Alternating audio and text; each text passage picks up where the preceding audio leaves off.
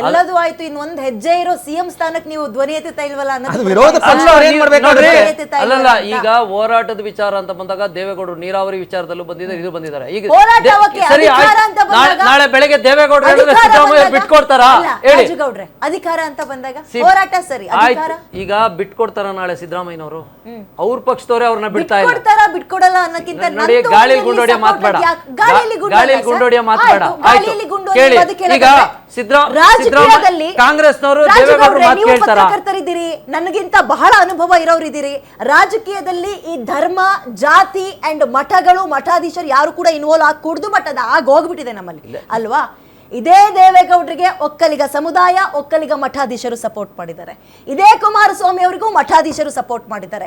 ಅದೇ ಮಠಾಧೀಶರು D K Shivakumar ಹೆಸರು ಕೇಳಿದ ತಕ್ಷಣ ಅದನ್ನ ಸಹಿಸ್ಕೊಳ್ಳಲ್ಲ ಕುಮಾರಸ್ವಾಮಿ ಅವರು. ಮಠಾಧೀಶರ ವಿರುದ್ಧವೇ ಮಾತಾಡ್ತಾರೆ ಅಂದ್ರೆ ಇದಕ್ಕೆ ಏನಂತಾರೆ? ಅಸೂಹೆ ಅನ್ನಲ್ವಾ? ಅಲ್ಲ ಕೇಳಿ, ಇದೇ ಮಠಾಧೀಶರು ಯಾವತ್ತೂ ಇಲ್ಲಿವರೆಗೂ ಒಕ್ಕಲಿಗರ ಇತಿಹಾಸದಲ್ಲಿ ನೀವು ಅದನ್ನ ಒಂದನ್ನ ಸ್ಟೇಟ್ಮೆಂಟ್ ನ ದಯವಿಟ್ಟು ವಾಪಸ್ ತಗೋಬೇಕಾಗ್ತದೆ. ಕೇಳಿ ಕೇಳಿ ಕೇಳಿ ಒಂದು ನಿಮಿಷ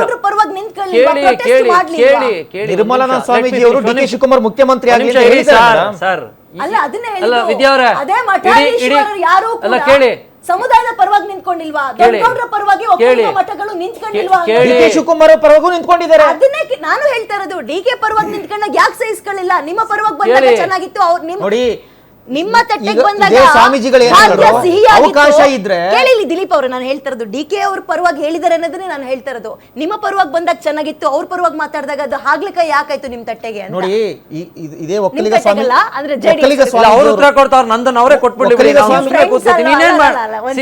ಹೇಳಿ, ನೀವು ಉತ್ತರ ಕೊಡಿ. ಅವ್ರದ್ದು ಇದೆ ಸದಾನಂದ. ಈಗ ಒಕ್ಕಲಿಗ ಸಮುದಾಯದವ್ರನ್ನ ಇವತ್ತು ಮುಖ್ಯಮಂತ್ರಿ ಮಾಡಬೇಕಾದ್ರೆ ಯಾರು ಶಾಸಕರು ಅವ್ರಿಗೆ ಓಟ್ ಹಾಕಬೇಕು, ಬೆಂಬಲ ವ್ಯಕ್ತಪಡಿಸಬೇಕು.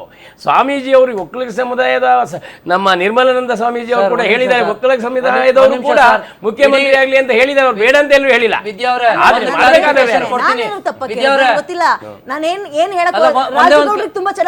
ಒಂದೇ ಒಂದು ಕ್ಲಾರಿಫಿಕೇಶನ್ ಕೊಡ್ತೀನಿ. ಒಕ್ಕಲಿಗ ಸಮುದಾಯ ಮತ್ತು ಮಠಗಳು, ಮಠಾಧೀಶ್ವರರು ದೇವೇಗೌಡರ ಪರವಾಗೂ ನಿಂತಿದ್ದಾರೆ, ಕುಮಾರಸ್ವಾಮಿ ಪರವಾಗೂ ನಿಂತಿದ್ದಾರೆ. ಹಂಗೆ ಡಿ ಕೆ ಶಿವಕುಮಾರ್ ಪರವಾಗಿ ನಿಂತ್ಕೊಳ್ಳೋದನ್ನ ಯಾಕೆ ಸಹಿಸಲಿಲ್ಲ ನೀವು? ಮಾತಾಡಬಹುದಾ? ಕರ್ನಾಟಕದಲ್ಲಿ ಒಕ್ಕಲಿಗರ ಮಹಾಸಂಸ್ಥಾನ ಮಠಗಳು ಶುರುವಾದಾಗಿಂದ ಯಾವತ್ತು ದೇವೇಗೌಡರನ್ನ ಪ್ರಧಾನಿ ಮಾಡಿ, ಕುಮಾರಸ್ವಾಮಿನ ಮುಖ್ಯಮಂತ್ರಿ ಮಾಡಿ ಅಂತ ಎಲ್ಲಾನು ಸ್ಟೇಟ್ಮೆಂಟ್ ಕೊಟ್ಟಿದ್ರೆ, ಯಾವ್ದು ಪತ್ರಿಕೆ ಎಲ್ಲಾರು ಕೊಟ್ಟಿದ್ರೆ ದಯವಿಟ್ಟು ತಂದು ತೋರಿಸಿ. ಕೇಳಿ ಒಂದು ನಿಮಿಷ, ಲೆಟ್ ಮಿ ಫಿನಿಶ್. ರಾಜಕೀಯದಲ್ಲಿ ನಮ್ಮ ಒಕ್ಕಲಿಗರ ಮಠಗಳು ಯಾವತ್ತು ಅದರೊಳಗೆ ತಲೆ ತೂರಿಸಿರ್ಲಿಲ್ಲ. ಒಪ್ತೀರಾ? ರಾಜಕೀಯದಲ್ಲಿ ಕೇಳಿ, ದೇವೇಗೌಡರನ್ನ ಪ್ರಧಾನಿ ಮಾಡಿ ಸಮುದಾಯ ಮತ್ತು ಮಠಗಳು ಇಲ್ಲಿ ತನಕ ದೇವೇಗೌಡರು ಕುಮಾರಸ್ವಾಮಿ ಅವರಿಗೆ ಯಾವತ್ತು ಸಪೋರ್ಟ್ ಮಾಡಿಲ್ವಾ? ಅಧಿಕಾರದ ವಿಚಾರದಲ್ಲಿ ಮಾಧ್ಯಮಗಳ ಮುಂದೆ ಮಾತಾಡಿಲ್ವಾ? ಒಕ್ಕಲಿಗರ ಮಠಗಳು ದೇವೇಗೌಡರನ್ನ ಪ್ರಧಾನಿ ಮಾಡಿ, ಕುಮಾರಸ್ವಾಮಿನ ಮುಖ್ಯಮಂತ್ರಿ ಮಾಡಿ ಅಂತ ಎಲ್ಲಾನು ಸ್ಟೇಟ್ಮೆಂಟ್ ಕೊಟ್ಟಿದ್ದಾವ? ಹೇಳ್ತೀರಿ ಚಂದ್ರೇಗೌಡರು? ನಾನ್ ಕೇಳ್ತಾರೆ, ಸ್ಟ್ರೈಟ್ ಮಾತು ಕೇಳ್ತಾ ಇದ್ದೀನಿ. ಅದೇ ಒಕ್ಕಲಿಗ ಸಮುದಾಯದ ಮಠಾಧೀಶರು ಕೂಡ ಹಿಂದೆ ಬಂದಂತ ಮುಖ್ಯಮಂತ್ರಿ ದೇವೇಗೌಡರು ಇರಬಹುದು, ಮುಖ್ಯಮಂತ್ರಿ ನಮ್ಮ ಕುಮಾರಸ್ವಾಮಿ ಅವರು ಇರಬಹುದು, ಸಮುದಾಯದ ಪರವಾಗಿ ಅವರು ಕೂಡ ಬೆಂಬಲವನ್ನು ವ್ಯಕ್ತಪಡಿಸಿದ್ದಾರೆ, ಈಗಲೂ ಕೂಡ ಬೆಂಬಲ ವ್ಯಕ್ತಪಡಿಸಿದ್ದಾರೆ. ಆದ್ರೆ ಮಾಡಬೇಕಾದ್ದು ಯಾರು ಅಂದ್ರೆ ಶಾಸಕರು. ನೋಡಿ,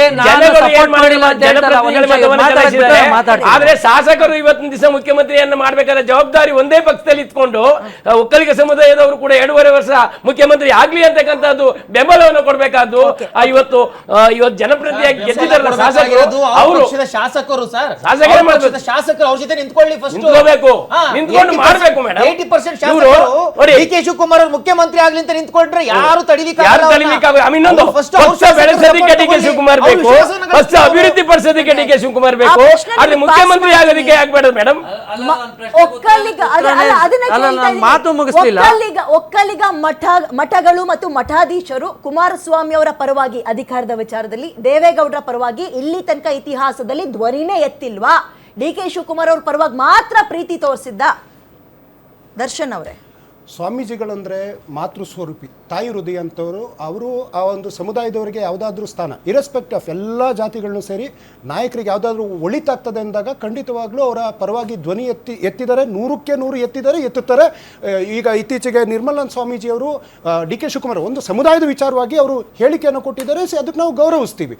ಆದರೆ ಇವತ್ತು ಸ್ವಾಮಿಗಳೇ ಸಪೋರ್ಟ್ ಮಾಡಿಲ್ಲ ಅಥವಾ ಸ್ವಾಮಿಗಳೇ ನಮಗೇನು ಮಾಡಿಲ್ಲ ಅನ್ನುವಂಥ ಒಂದು ಅದೇ ಋಣವನ್ನು ಮರೆತು ತೃಣದ ಮಾತು ಈಗ ರಾಜ್ಯಸಭಾ ವಿಚಾರದಲ್ಲೂ ಅವ್ರು ಹೇಳಿದ್ರು. ನಾ ಕೈ ಎತ್ತದೆ ಮೇಡಮ್, ರಾಜ್ಯಸಭೆಯಲ್ಲಿ ಮುತ್ಸದ್ದಿಗಳು ತುಂಬ ಮಾತಾಡ್ತಿದ್ದಾರೆ ಅಂತೆಲ್ಲ ಹೇಳಿದ್ರಲ್ಲ, ಇದೇ ಕೆ ಸಿ ವೇಣುಗೋಪಾಲ್ ಅವರು ಮತ್ತು ಸುರ್ಜೇವಾಲರವರು ಇದು ಫ್ಲೋರಲ್ಲಿ ನಿಂತು ಹೇಳ್ತಾ ಇದ್ದಾರೆ, ನೀವು ನಮ್ಮಿಂದ ನೀವು ರಾಜ್ಯಸಭೆಗೆ ಬಂದು ಮೇಕೆದಾಟು ವಿಚಾರದಲ್ಲಿ ನಮ್ಮ ಪರವಾಗಿ ನೀವು ಮಾತಾಡಬೇಕಿತ್ತು, ಮಾತಾಡಿಲ್ಲ. ಮಹದಾಯಿ ವಿಚಾರದಲ್ಲಿ ನಮ್ಮ ಪರವಾಗಿ ಮಾತಾಡಬೇಕಿತ್ತು, ಮಾತಾಡಿಲ್ಲ. ಕರ್ನಾಟಕದ ತೆರಿಗೆ ವಿಚಾರದಲ್ಲಿ ನೀವು ಧ್ವನಿ ಎತ್ತಬೇಕಿತ್ತು, ಮಾತಾಡಿಲ್ಲ.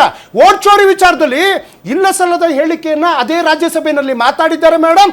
ಆದ್ರೆ ಇವತ್ತು ಅವ್ರು ಹೇಳಿದ್ರು ಏನೋ ಋಣ ಸಂದಾಯ ಅಂತ, ಅವೆಲ್ಲ ಸುಳ್ಳು.